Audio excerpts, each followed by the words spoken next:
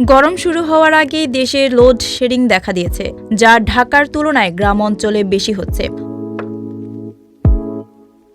মধ্যপ্রাচ্যের যুদ্ধ পরিস্থিতির কারণে বৈশ্বিক জ্বালানি সরবরাহ ব্যাহত হওয়ায় গ্যাস ও কয়লার ঘাটতি তৈরি হয়েছে। ফলে উৎপাদন সক্ষমতা পর্যাপ্ত থাকলেও জ্বালানির অভাবে বিদ্যুৎ উৎপাদন কম হচ্ছে।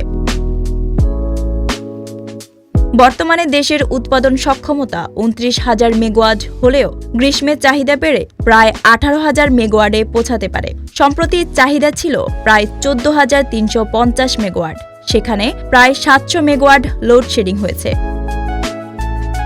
জ্বালানি আমদানি বাড়তি খরচ, বকেয়া বিল এবং ডলারের চাপ পরিস্থিতিকে আরও জটিল করেছে। লোডশেডিং নিয়ন্ত্রণে সরকার দোকানপাট দ্রুত বন্ধ, এসির ব্যবহার কমানো সহ সাশ্রয়মূলক পদক্ষেপ নিচ্ছে। বিদ্যুৎ বিভাগ বলছে, পরিস্থিতি সহনীয় রাখতে সর্বোচ্চ চেষ্টা চলছে।